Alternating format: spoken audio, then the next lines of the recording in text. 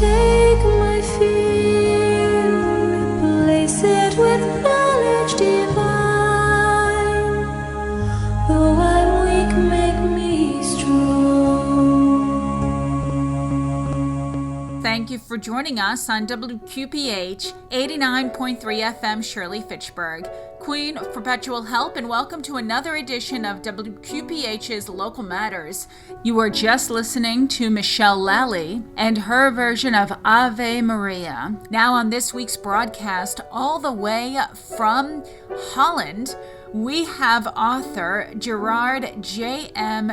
van den Aardweg, and he is the author of Hungry Souls, Supernatural Visits, Messages, and Warnings from Purgatory. You can get his book right at the Tan Books website at tanbooks.com. November is right around the corner, where we say prayers for the holy souls and the souls that are in purgatory. And he is here to talk about just that. I will start the interview, and then Mary Ann will join in about halfway through. Welcome to Local Matters. We are here with the author of Hungry Souls, Gerard van den Aardweg. Yes, that's good. Right. Lovely to meet you.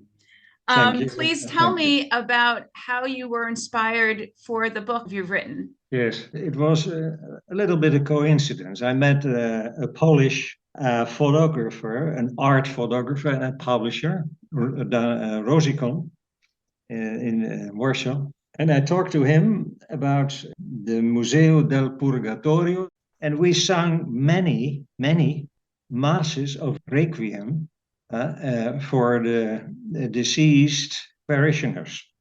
And he was always very much impressed by the text and by the whole ritual. I thought it's very profound and very deep. It made a very deep impression on me. And now, after, let us say, the 60s I became more and more disillusioned on this decay in the rituals, in the rites of the Roman Catholic Church, and in the impoverishment of the great realities which were preached and which were lived, especially in the celebration of masses and other ceremonies of funeral and so on. We came to a point that a Beatles song was sung or was recorded in the church and so on, because the deceased man, good man, he loved the Beatles so much. So that's nice for him, and this kind of things. And then I thought it is necessary to restore the knowledge about purgatory and about all these things, because these are so great realities, profound and rich, very serious, of course. And it has to do with the superficiality of our time and of the Catholic Church, large parts of the Catholic Church nowadays. We have to do something about it. And my idea was, when I came across the existence of the Museo del Purgatorio in Rome, that here we have an instrument to prove, in the first place, the existence of purgatory, and to prove also what is happening there.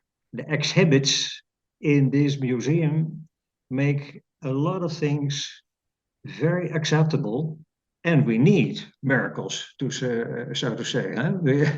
Whereas for all the supernatural, the great supernatural realities must be based, before we can accept them and live them, must be based on a certain kind of evidence.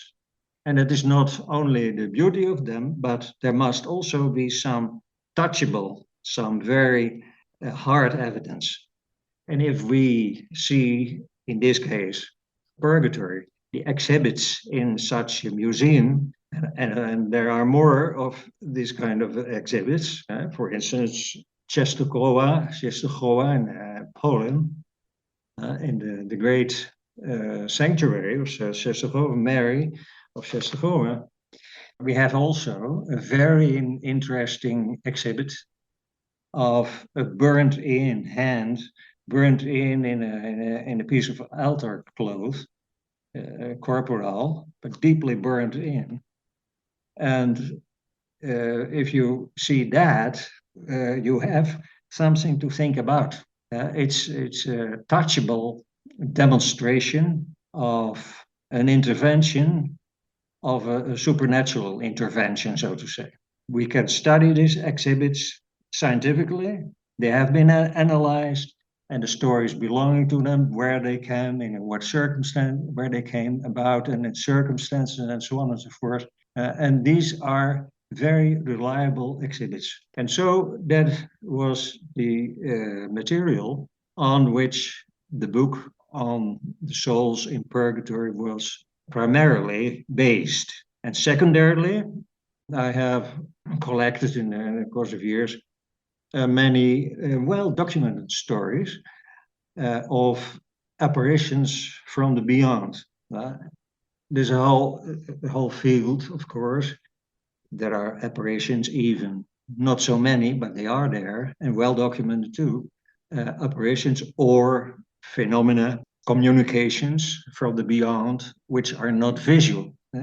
What we see in the museum in Rome is visual, you can see it, but there are also voices heard and not recorded, of course, but well documented communications, auditory.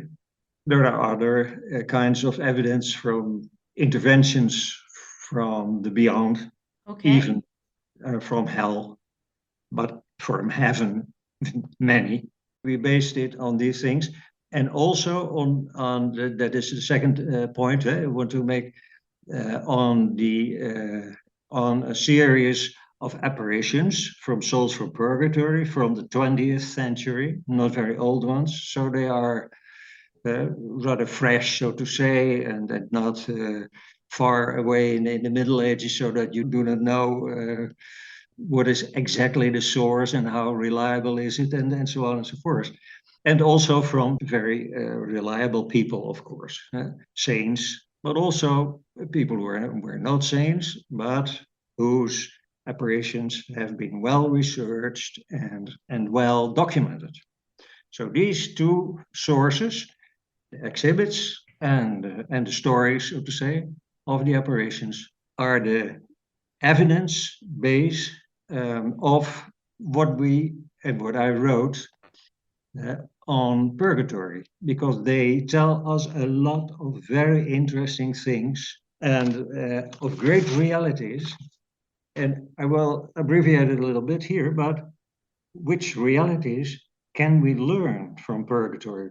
That is, in the first place, we learn a very important things about God, about the Creator. We learn important things about heaven and hell, about morality, human morality, about sin, expiation, and about what all of us will experience one time, and that is, in the first place, after death, immediately, the personal judgment, which is a very important moment, most important moment of our lives as conscious persons. The first important point is, of course, conception, and we are completely unconscious.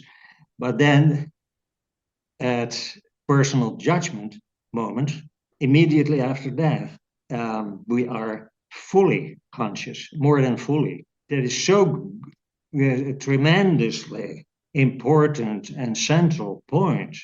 Then is our fate, then it is being decided, our personal fate for all eternity. And then it's the question of what shall it be?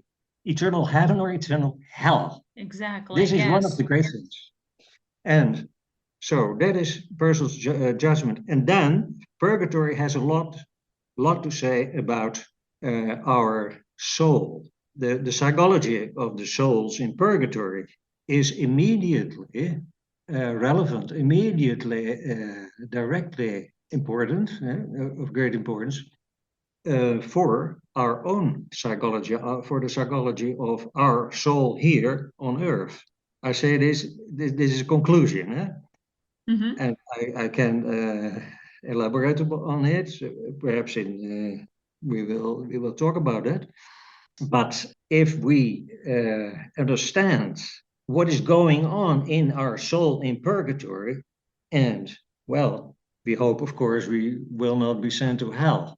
But purgatory is a big possibility for all of us, I think. Few people go to heaven, I think, and some souls indicate that too. Few people go straight to heaven. So that is one of the great realities of our future too, and we can prepare for it.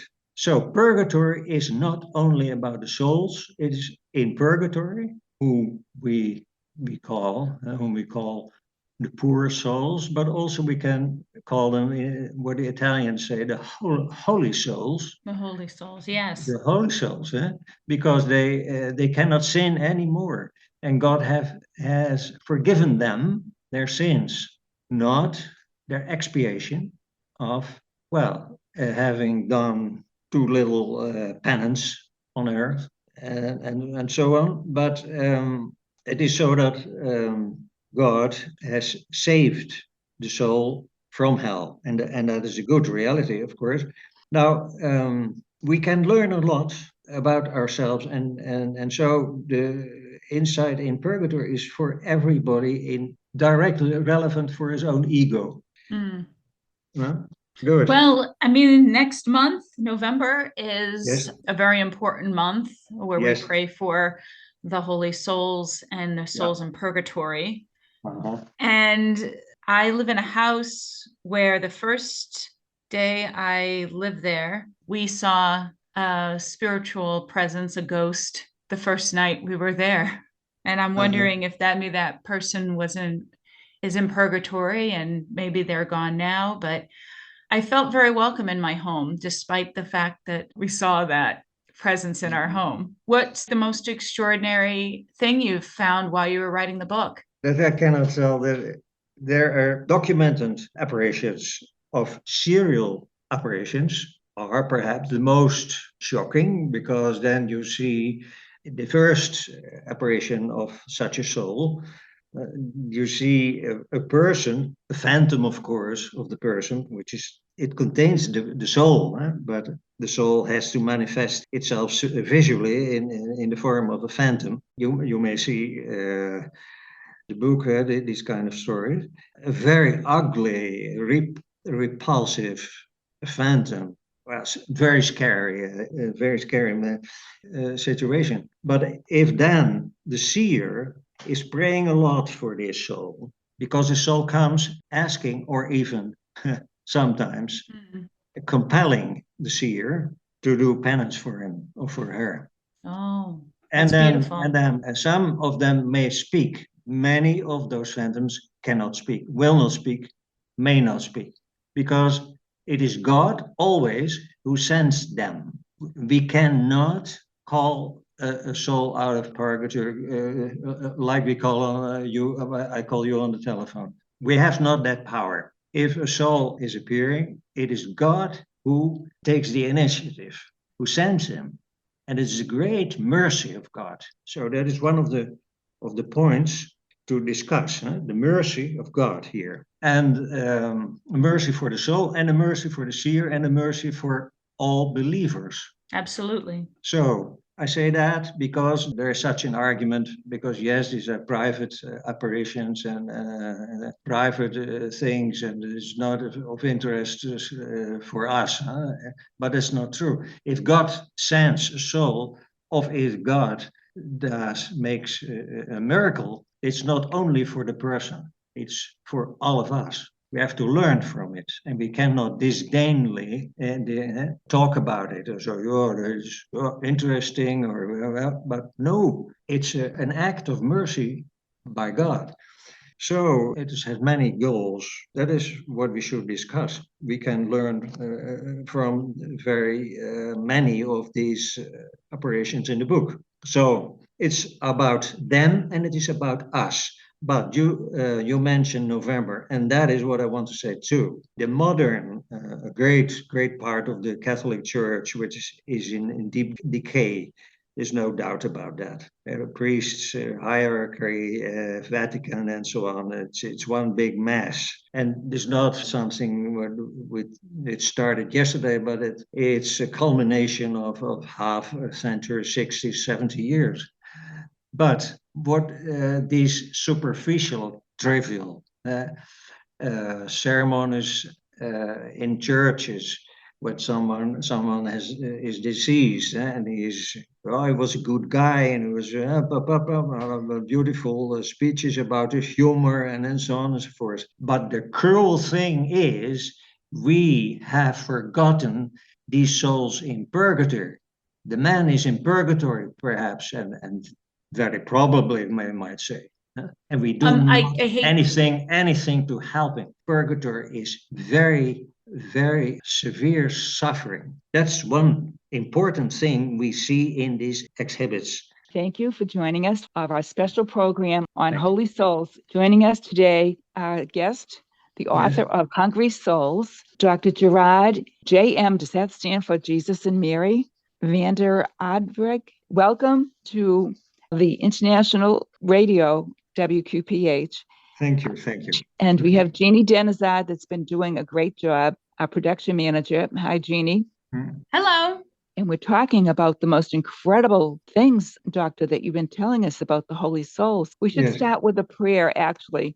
Would you like to lead us in a prayer? If there's a prayer which is appropriate, that is, of course, the prayer of the Requiem Mass for the defunct, for the deceased. Eternal rest give them, O Lord, and let perpetual light shine upon them soon. Hear my prayer. All flesh shall come to thee.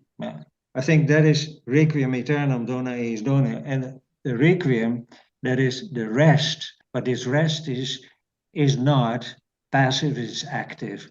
That is our end goal.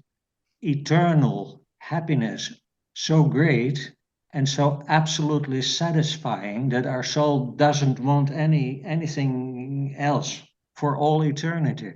It is so great, and that is the goal of purgatory, that our soul will be purified from all rests of sin, all selfishness. Then sin is selfishness. And that our deepest instinct of the human soul, that is the instinct towards God, that this instinct will be satisfied. That is one of the psychological, very interesting things about purgatory, that the soul in purgatory is not attached anymore to all earthly things, and certainly not anymore to all selfish things. And his core instinct is exposed. The soul wants to be purified, however hard the suffering is. The soul wants to be morally pure. That is the deepest longing also of our souls here on earth.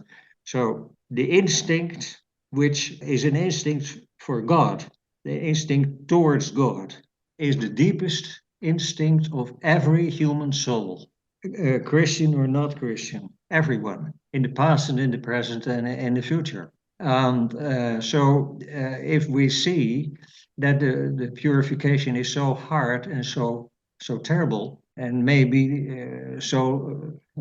takes so much time in many cases, perhaps in the first place we will be amazed or shocked. But when we understand where it goes, what the goal is, and also that the soul itself wants this purification at that moment after the personal judgment, because in personal judgment we see ourselves, our whole lives, until the tiniest details, so to say, and we see our defects. Our defects, there are many of them, of course, small character defects and bigger sins and so on. And then we understand the judgment, and also that the judgment is in fact a great mercy of God.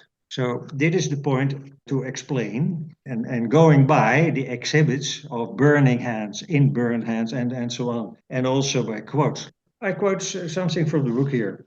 And it exhibits in the Museo del Purgatorio in Rome. A photocopy of a burnt-in handprint left on the sleeve of Joseph Leleu by the ghost of his mother. For 11 consecutive nights in his house at Bodek in Belgium, Leleu had heard noises that terribly frightened him and made him almost sick. Then, on the night of June 21, in 1780, his mother appeared and reminded him that he was under obligation, according to the terms of the legacy of his father, to have celebrated holy masses. She reproached him for his dissolute way of life and begged him to change his behavior. Then she laid her hand on the sleeve of his nightshirt. Mrs. Leleu had been dead for 27 years when she appeared. Joseph Leleu converted and founded a congregation of pious lay people. He died in the order of sanctity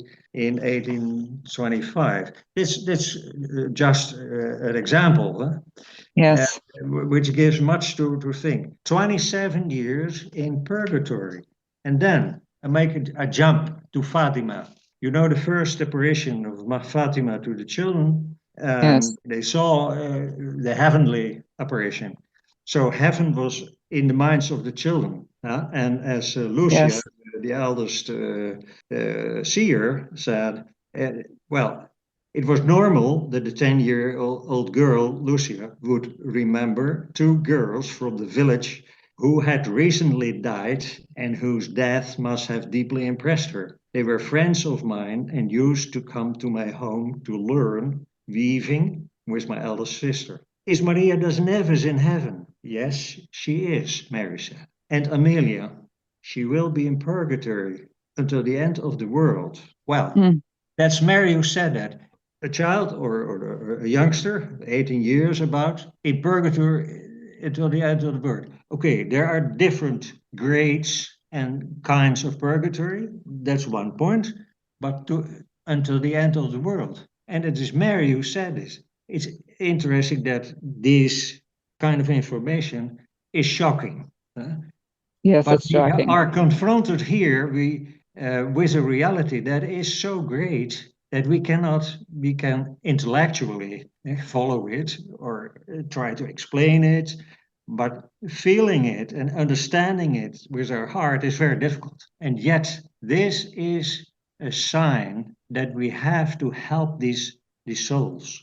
We have cruelly, in fact, cruelly abandoned. The large part of the Catholic Church, we do not pray for them anymore. We can help them. We can pay a part of the debt they have to expiate. God wills us to do that because God sends the soul to ask our compassion and not the feeling, but the acting on the feeling. We can do a lot for the church, and we in November have to start it, I would say, all of us, perhaps Yes. anew. So the first goal of this book, of course, is to contribute, to restore the knowledge, because there is an absolute ignorance of Fatima among Catholics and among Christians, to restore the knowledge going by concrete evidence, because we need miracles, we need evidence before we can believe, and before we can reflect about it, and before we can do something. And that is, I think, one of the goals that we have to try to attain, that people are more interested in thinking about these things and learn from the serious duty of all Christians to pray and sacrifice, and also we Catholics in the first place to celebrate and have celebrated masses for the defunct. And not only in November, but we should continue that. Right. That must be a daily duty to think about, and in the first place, of course, of our beloved. of our fathers, mothers, children, friends, and so on, but also of the many other people for whom nobody will say even a small prayer. So Yes. how many millions of people aren't dying in 1 year, in 1 minute even? Many people are dying and being judged for eternity. That moment is so tremendously important and and great that we ourselves can learn and have to learn also the lesson that we must be prepared for that moment and prepare ourselves. And one of the things is so interesting connected with purgatory. The souls are grateful. That is Christ who is the grateful, who inspires them with that. I can, here I have the view of the vision of St. Bridget of Sweden a long time ago, but one of the great devotees to the souls in purgatory.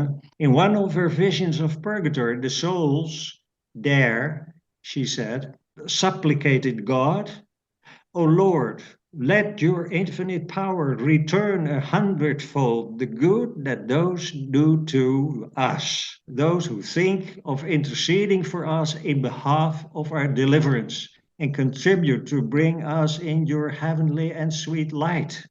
And that is true. We, the souls, and we are connected. We have a relationship, and that is we faithful people in the first place, of course, because we are members of the same body, and that is the mystical body of Christ. Christ is the head of the body. Christ is the one who sends the soul to us. But this is a process which takes place within the mystical body of Christ. The head sent the one member to the other to ask for help. And we have neglected that duty for half a century, Yes. more or less. Mhm. And we have to come back on Right. that. That is what I hope that this broadcastings you're preparing give a little contribution to the restoration. That's all the time we have this week. Tune in next week at this same time for the conclusion of this broadcast. Thank you for listening to another edition of WQPH's Local Matters. We hope you enjoyed the broadcast and hope you have a blessed week.